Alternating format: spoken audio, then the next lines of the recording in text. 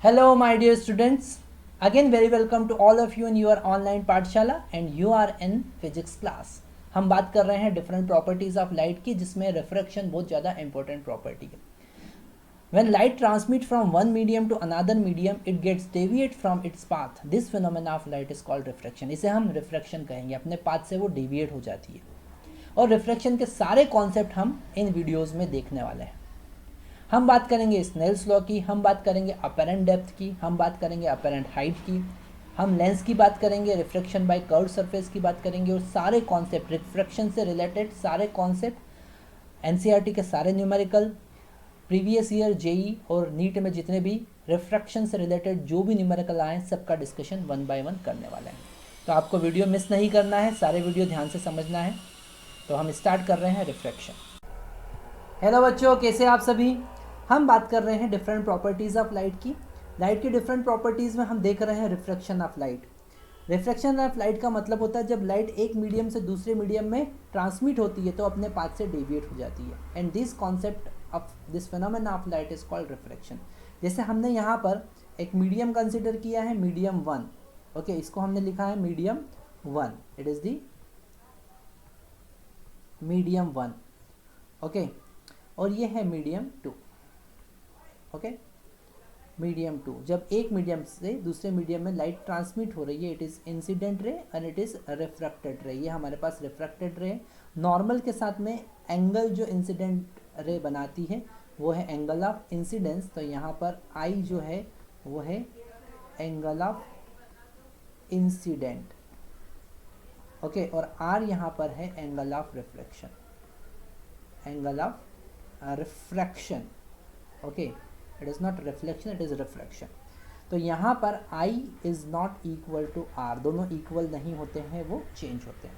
ठीक है, अगर ये रेयरर मीडियम है और ये डेंसर मीडियम है, ओके, तो लाइट रे टूवर्ड्स द नॉर्मल डेविएट हो जाती है.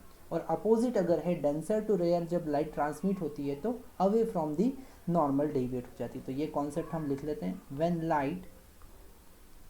Light passes from rarer to denser,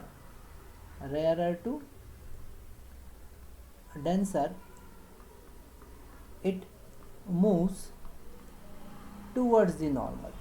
Okay, towards the normal. और सेकंड इसका अपोजिट भी पॉसिबल है. If light passes from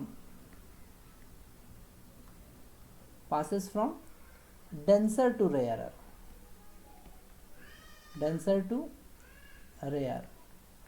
it moves away from the normal,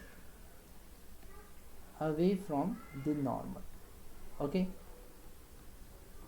मतलब पहले केस में I is greater than R और सेकेंड केस में I is less than R. Okay, अब कौन सा मीडियम डेंसर है, कौन सा मीडियम रेयरर है, इसको हम कैसे पता करेंगे. और इसको पता करने के लिए, इस कॉन्सेप्ट को समझने के लिए हम यूज़ करते हैं रिफ्रैक्टिव इंडेक्स का.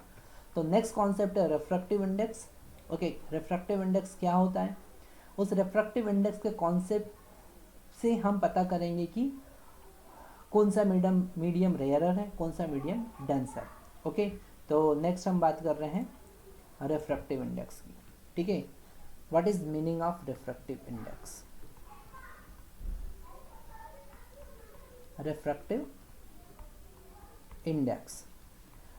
रिफ्रैक्टिव इंडेक्स को हम डिनोट करते हैं ईटा से, कहीं कहीं पे म्यू से भी डिनोट करते हैं. तो ईटा इज C/V, मतलब कि speed of light in free space और एयर, या फिर एयर में भी, divided by speed of light in medium. Okay, divided by speed of light in medium में उसका लाइट का स्पीड क्या है. यहाँ पर C का वैल्यू होता है 3 × 10⁸ मीटर पर सेकेंड, सबसे ज़्यादा. ओके, लाइट का स्पीड एयर में कितना होता है 3 × 10⁸ मीटर पर सेकेंड।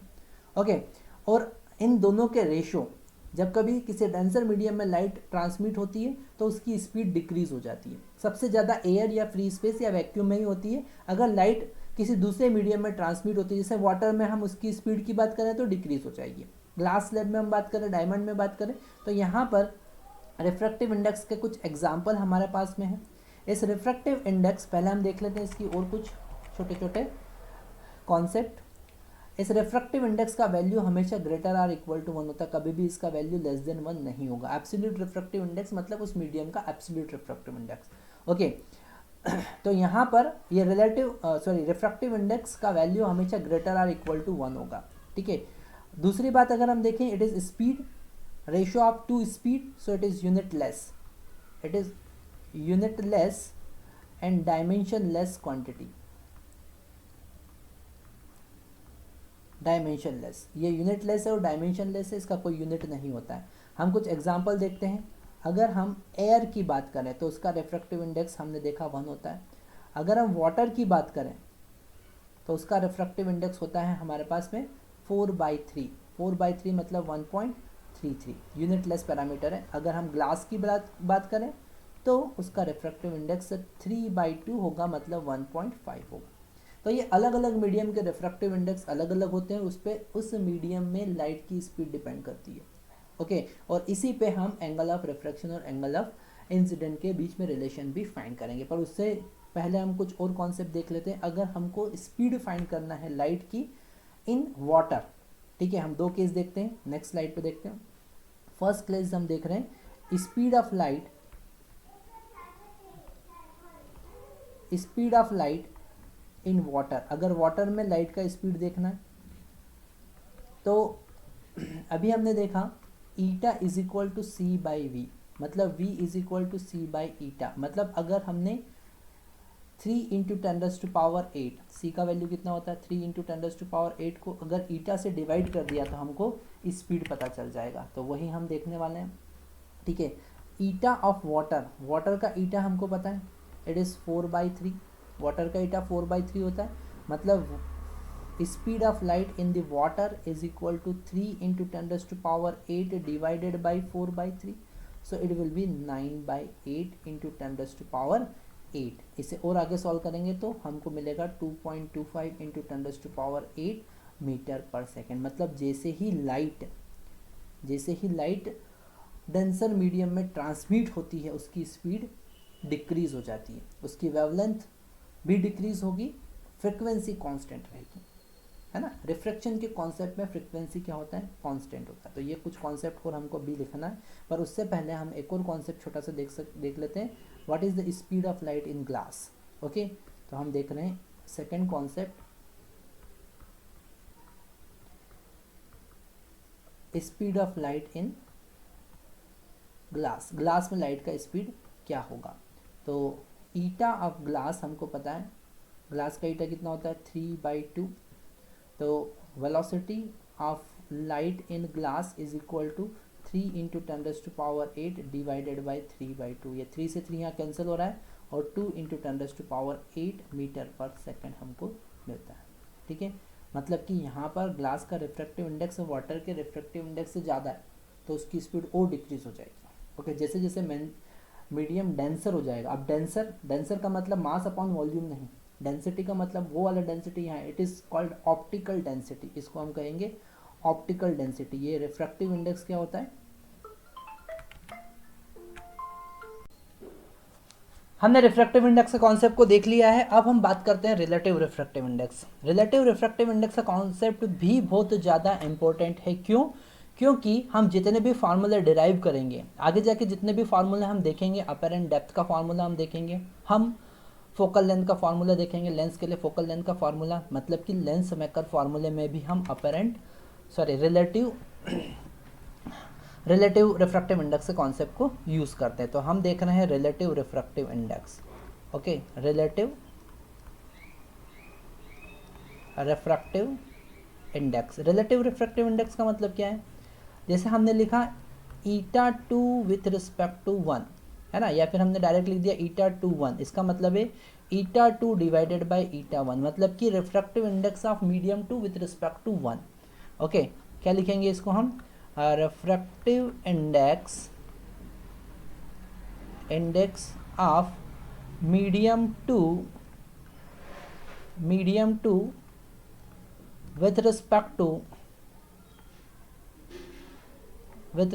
टू 1। ठीक है, 2 के रिस्पेक्ट में 1 का रिफ्रैक्टिव इंडेक्स। एग्जांपल देखते हैं, जैसे हमको वाटर का रिफ्रैक्टिव इंडेक्स फाइंड करना है ग्लास के रिस्पेक्ट में, तो हम लिखेंगे refractive index of water with respect to glass, मतलब कि refractive index of water divided by refractive index of glass.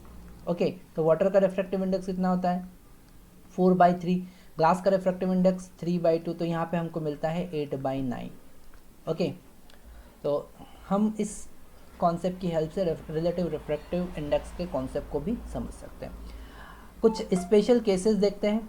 अगर refractive index of 2 with respect to 1 greater than 1 आता है, ओके, अगर ग्रेटर देन 1 आता है तो हम कहेंगे ईटा 2 इज ग्रेटर देन ईटा 1, मतलब कि मीडियम 2 जो है वो डेंसर है और मीडियम 1 रेयरर है। हम डायरेक्टली फाइंड कर सकते हैं। तो मीडियम 2 लिखेंगे हम, medium 2 is denser while medium 1, okay, medium 1 is rarer medium, okay, rare medium होगा। तो ये कॉन्सेप्ट हमको याद रखना है। मतलब रिलेटिव रिफ्रैक्टिव इंडेक्स अगर 1 से बड़ा है तो जो 2 होगा, 2 मीडियम जो है वो डेंसर होगा। सेम एज इट इज़ अगर हमने लिखा 2 with respect to 1 is less than 1, मतलब कि इसका जस्ट अपोजिट हो जाएगा। तो relative refractive index of 2 with respect to 1 is less than 1, मतलब कि मीडियम का 2 का रिफ्रैक्टिव इंडेक्स 1 के रिफ्रैक्टिव इंडेक्स से कम होगा। तो यहाँ पर मीडियम 2 जो होगा, मीडियम 2 इज़ रेयरर हो जाएगा एंड 1 इज़ डेंसर। ठीक है, तभी हम कॉन्सेप्ट को आगे समझ पाएंगे। रिफ्रैक्टिव इंडेक्स के कॉन्सेप्ट को अगर आपने समझा तो ही आप आगे के कॉन्सेप्ट भी अच्छे से समझ पाएंगे। तो इस वीडियो में हमने what is meaning of refraction का कॉन्सेप्ट देखा, स्नेल्स लॉ के कॉन्सेप्ट देखे, उस पर एक न्यूमेरिकल हमने किया, हमने रिफ्रैक्टिव इंडेक्स के